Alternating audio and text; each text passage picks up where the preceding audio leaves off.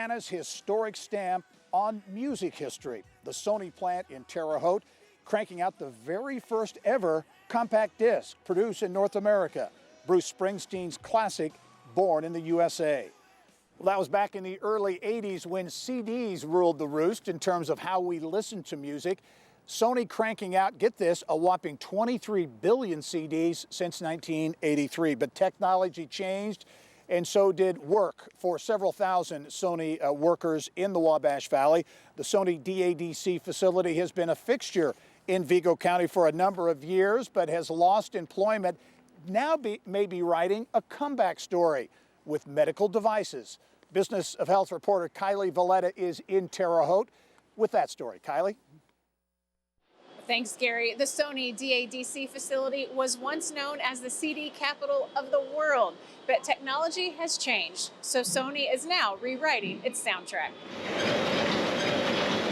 Every single PlayStation disc in North America comes through this plant to be packaged, but Sony no longer makes them. In fact, no discs are made here anymore.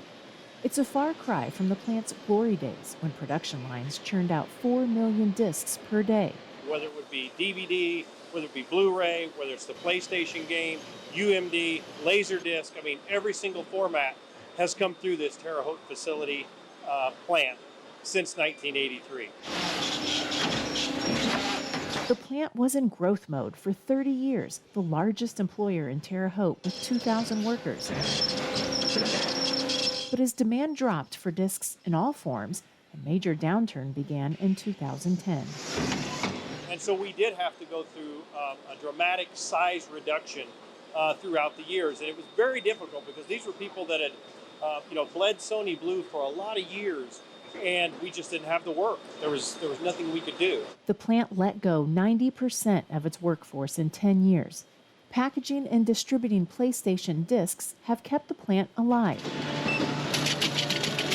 PlayStation consoles are also packaged here. But with more than 1 million square feet of space, the plant is now hungry for growth once again. Where the equipment that we took out of here, how do we go through and fill the space with other diversification opportunities? Something we've never done before, which means we have to become something we've never been before. Sony is now looking for other companies to fill open manufacturing, warehousing, and distribution space, and use Sony employees. The biggest impact could come from a massive clean room, once used to make discs, now move-in ready for new business. And Sony is targeting medical device companies. As we know, our country is aging in population, and we see the Indiana growth in medical device field. Sony has one of the largest clean rooms in the Midwest, and with more than 110,000 square feet. As part of the plant's pivot, 5 new companies and projects have already moved in. Hopefully in 3 to 5 years from now, we've got 500 to 1,000 employees because we brought in so much new business. So I think the message to the community is, yeah, we've had some rough years. We're still here, but now we're only going to continue to grow. And leaders here at the facility say the clean room perhaps presents the biggest opportunity, and not just for medical devices. The first tenant is connected to Indiana's emerging semiconductor space. Gary, back to you.